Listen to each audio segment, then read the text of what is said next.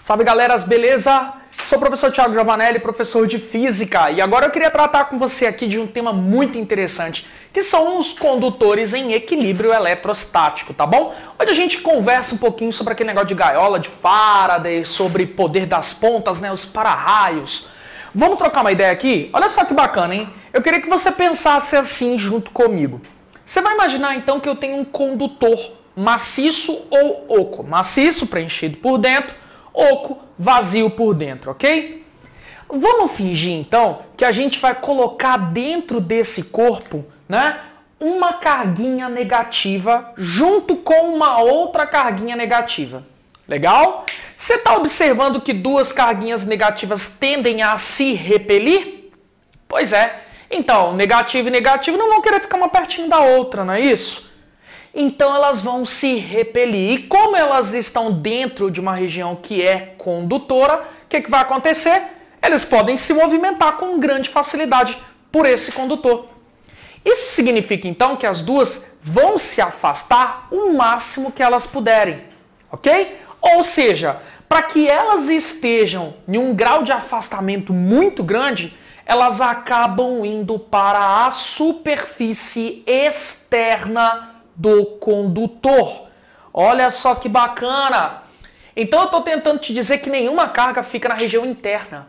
Nenhuma carga elétrica fica na região interna de um condutor, numa situação como essa, que a gente chama de condutor em equilíbrio eletrostático. Tem uma série de condições para que ele esteja efetivamente em equilíbrio eletrostático. Mas eu quero que você entenda nesse primeiro momento é o seguinte, olha, eu não estou falando de corrente elétrica fluindo, eu estou falando de joguei cargas elétricas em um condutor. Instantaneamente essas cargas vão para a superfície externa. Elas não ficam na região interna, mesmo que a região interna seja maciça. Se for um condutor oco, professor, e aí eu coloco cargas, digamos que positivas nele, sem problema.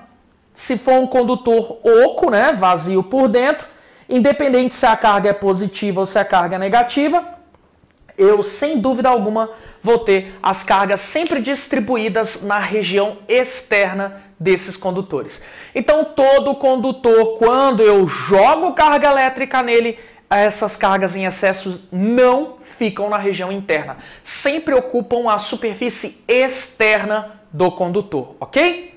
Bom, e quando a gente está falando em especial de uma esfera, né, fica mais fácil da gente visualizar, porque a esfera, ela não tem quininhas. E você vai perceber daqui a pouco que as quininhas vão influenciar na maneira como as cargas elétricas se distribuem, tá bom? Então a esfera, como ela é muito regularzinha, ela não tem ponta, então eu acabo entendendo que a distribuição de cargas pela esfera, ela é uma distribuição muito regular. A gente costuma dizer que é uma distribuição uniforme e homogênea.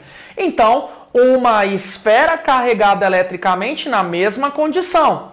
Qualquer condutor, independente do formato, eu sempre tenho cargas na superfície externa. Se for uma esfera, eu vou distribuir essas cargas na superfície externa de uma maneira muito regular. A gente diz que é uniforme e homogênea, tá bom? A gente vai dizer que o campo elétrico no interior de qualquer condutor em equilíbrio eletrostático, inclusive da esfera, é um campo elétrico nulo. Não tem campo elétrico. Traduzindo, o campo elétrico é o que faz a força elétrica acontecer. Força elétrica é aquilo que move carga elétrica. Então eu estou tentando te dizer que não vai ter carga elétrica passeando na região interna desse condutor. Isso significa que este é um dos lugares mais seguros para você se proteger da ação de descargas elétricas externas. Um raio, por exemplo. Então, o melhor lugar para você ficar é dentro de um condutor esférico. Por quê? Porque cargas elétricas não passeiam, não tem força elétrica dentro dessa parte, né, do condutor, na região interna do condutor. É o que a gente chama por aí de blindagem eletrostática, não é isso? Você ali dentro está blindado da ação de cargas elétricas. Isso, todo instrumento que opera com a blindagem eletrostática, isso a gente chama de gaiola de Faraday. Gaiola de Faraday, então, é simplesmente um sistema que te blinda da ação de cargas elétricas. Um carro é um exemplo de uma gaiola de Faraday. Se cair uma descarga elétrica naquele carro, então você, na região interna, estaria protegido dessa descarga elétrica. Por quê? Porque o carro é condutor. Cuidado, não tem nada a ver com o pneu do carro, a proteção contra raios, ok? Tem a ver com o fato do carro ser condutor e ele operar como uma gaiola de Faraday. Então, o campo elétrico na região interna é nulo, consequentemente não tem força elétrica, consequentemente não tem carga passeando. E cargas passeando pelo seu corpo é o que representa o choque elétrico, ok? Bom, a gente vai dizer então que para qualquer formato de condutor, o campo elétrico na região interna é nulo. Em especial, eu estou falando de uma esfera. Outra teoria bastante importante é a teoria do potencial elétrico. Potencial elétrico é uma espécie de medida do nível energético, ok? Então, dentro de um condutor na condição de equilíbrio eletrostático, eu tenho potencial elétrico. Esse potencial elétrico, ele existe. O problema não está no potencial elétrico, o problema está na diferença de potencial, a DDP. Esse é o problema. Mas, para o caso de uma esfera que, não só para uma esfera, mas qualquer condutor que encontra-se no estado de equilíbrio eletrostático, carguinhas elétricas independente do sinal distribuídas pela superfície externa, faz com que o campo elétrico na região interna seja nulo e o potencial elétrico dentro da esfera seja sempre o mesmo. Por exemplo, imagina um ponto A dentro da esfera. Imagina o ponto B, centro da esfera. Imagina o ponto C, na superfície da esfera. Esses pontos têm exatamente o mesmo potencial. Ou seja, não existe DDP. Lembra que eu falei que o problema é ter diferença de potencial? No caso, não tem. Todos os pontos internos e superficiais do meu condutor, se for uma esfera, melhor ainda. Todos os pontos internos e superficiais do meu condutor tem exatamente o mesmo potencial elétrico. Os caras têm exatamente o mesmo potencial elétrico, portanto, não há DDP. Se não há DDP, não tem perigo para mim. Uma outra explicação para o lance da gaiola de Faraday. Porque o que causa corrente elétrica, cargas elétricas em movimento ordenado, cargas em movimento, olha, risco de choque. O que causa é a diferença de potencial. Se não há diferença de potencial, eu não tenho problema em carga se movimentando, eu não tenho problema de choque elétrico. Duas explicações, uma pelo campo e uma pelo potencial para a mesma situação, gaiola de Faraday. Agora, outra coisa muito importante que você tem que lembrar é que toda vez quando a gente fala de condutores, o formato do condutor influencia na maneira como as cargas são distribuídas.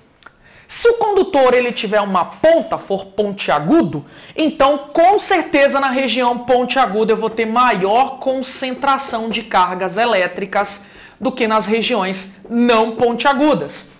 Esse fenômeno é conhecido como o poder das pontas. O que é o poder das pontas? É o fenômeno que a gente vai utilizar para poder entender, para poder explicar o funcionamento, por exemplo, dos famosos para-raios. O que é um para-raio? Para-raio é um condutor pontiagudo que é posicionado aí no alto dos prédios, Você já deve ter visto aquele tridentinho e tal, que é posicionado aí no alto dos prédios. Esse tridentinho é um condutor pontiagudo que tem um fio que está conectado à terra, ok? Este fio não está ligado a energia nenhuma, tá? É só cavucado aí na terra. Olha, esse tal de para-raios funciona assim. Quando uma nuvem carregada, uma nuvem, digamos que ela esteja com cargas elétricas em excesso, por algum motivo, isso também não é o nosso objetivo. Quando uma nuvem fica carregada eletricamente, digamos que a parte de baixo da nuvem está com carga negativa, então esse excesso de cargas tem que ser liberado. Liberado para onde? Para a Terra. Para ela fazer essa liberação das cargas para a Terra, é necessário que exista um meio condutor entre a nuvem e a Terra, ok? O ar seco é um isolante, então não é um bom meio condutor, legal? Então, para que haja descarga elétrica, por exemplo, ou eu tenho a chuva acontecendo, ou em situações muito extremas, pode acontecer da descarga não necessitar de chuva, mas por uma questão de segurança, a gente pode utilizar um condutor pontiagudo, o para-raios, apontado para essa nuvem. Quando a nuvenzinha carregada passa por indução eletrostática, essa estrutura que está aqui acaba ficando induzida eletrostaticamente. Cargas elétricas são distribuídas na superfície externa desse condutor pontiagudo. Como ele é pontiagudo, na região das pontas eu tenho maior concentração de cargas. Nesse caso, cargas de sinal contrário ao da nuvem. Se eu estou falando que a nuvem está com carga negativa, né, mais próxima do condutor, esse condutor adquire cargas positivas.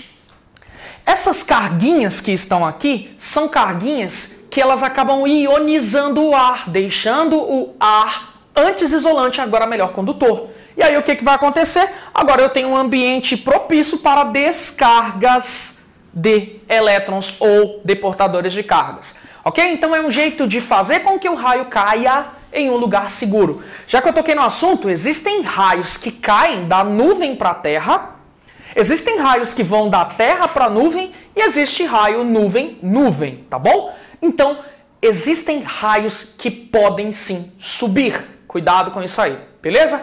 Galera, espero que você tenha curtido então essa aula. Compartilhe essa ideia com seus amigos. Valeu!